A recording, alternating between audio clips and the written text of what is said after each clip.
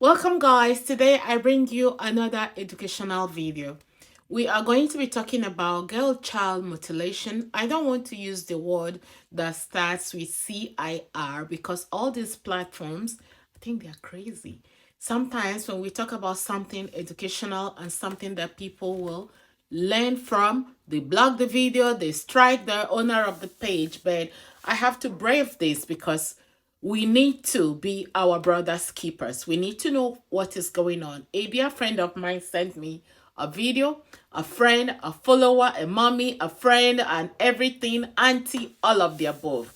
So she sent me this video, but I want to talk about this. Years ago, I made a video on my YouTube channel, and then after some weeks, the video was blocked and deleted. So this time, I have to be very careful on the words, and hopefully the video will stay. So let's talk about mutilation in girl childs in Africa. It's not only in Africa. I'm gonna list the ones that I know. If you know any other ones, please feel free to throw that in.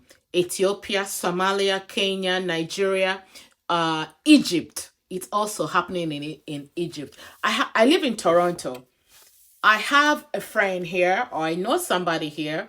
She was my guest when I did this video about 3 years ago. She is a victim, so it's not worse because once they do that, it is not reversible. The labia majora minora, most of these things are taken away. Okay, so if you're a victim and if you want to talk about it, send me an email at info@katiavalino.com. So this friend of mine, before I share the video, so according to her, she's from Benin side. She said that her grandfather was in charge of mutilating girl childs when they are born up to the age of 10 and 12. And then when a girl child is born in those days, the parents of the girl child will present to my friend's grandfather, and he uses like a sharp object, sometimes knives that are not sanitized, sometimes razor, sometimes part of anything that is sharp, and they will cut up the labia. So it's three kinds. Most of you guys might be hearing this for the first time. Most of you guys are victims. Most of you guys know about this. I will tell you reason why I am sharing this information. So the first type A is when they cut up the labia, the minora or the majora, I don't remember, but they cut up one of them.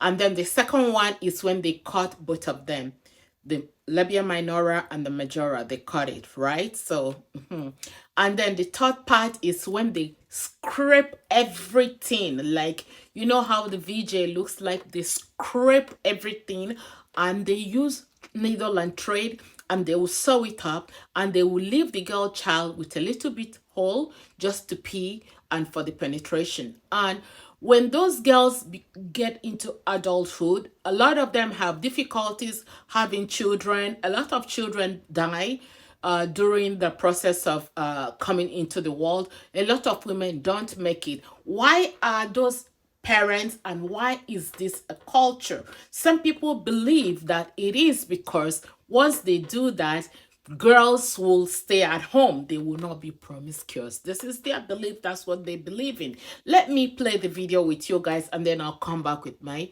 final conclusion.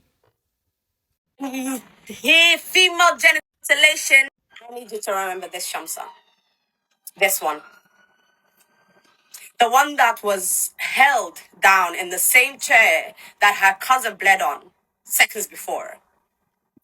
Sewn, cut, my labia, my clitoris, my labia minora, my labia majora, all of which were cut, and then I was sewn together at this age.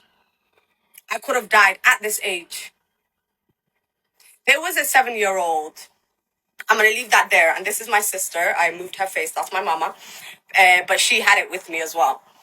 But I'm going to tell you a story about a 7-year-old girl. Oh, literally the same age as my sister when she had it done. And her father was Somalian and her mother was Somalian.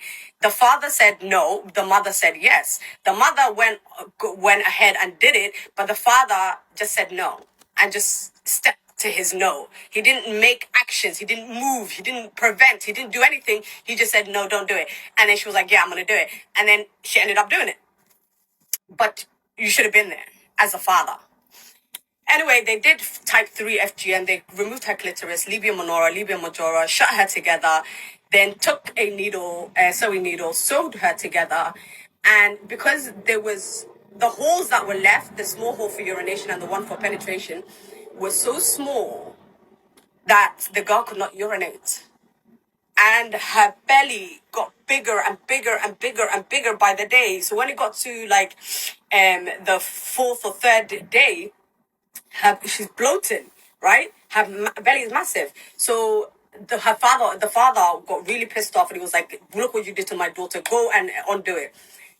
They undid it, yeah, a few days later, and then they sewed her back up again, but made sure to leave enough room for the urine to come out. And you guys are telling me that girls as young as this can risk death just because the continent hates vaginas?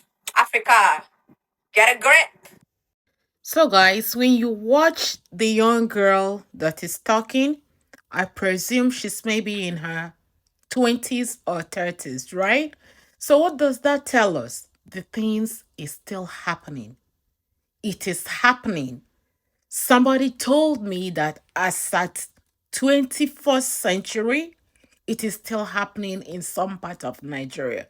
We need to be our brother's keeper. If you ever find out that something like this is happening to the area you know or where you live, do not hesitate to take this up to the authorities, because there are people out there, like I said, my friend that is a victim, she has organization, they are fighting for this kind of stuff.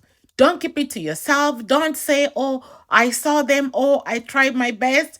Take it up, because you're about to save a life or some lives.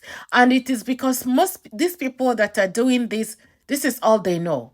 They don't understand the implications, what these young females will go through in life.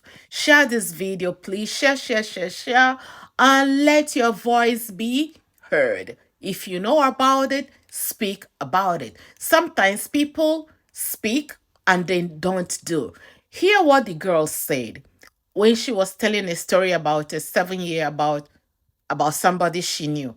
The father of the girl said no, but the mother insisted. So saying no is not good enough. When you say no, or when you want to carry out some actions and you talk about it, make sure you carry that action out.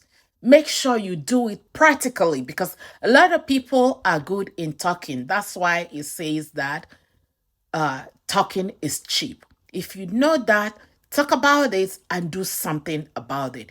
If the father of this girl that she told the story had taken this up, it could have been a little bit better. Did you see how a young girl could have lost her life because they saw everything and the urine was retained? You can imagine the amount of damage that went through this little girl's kidney, but people don't know the implications. So let your actions speak louder than your words.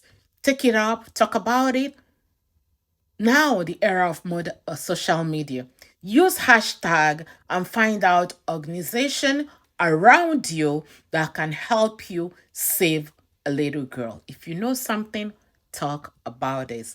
Thank you guys for your time. If you're watching this from YouTube, please subscribe. If you're watching from TikTok, please follow. If you're watching on Facebook, please follow. Thank you so much for all your time as we continue to spread some good news and positive vibes. Thank you. I really appreciate each and every one of you. God bless you and stay blessed. Love you all. Bye.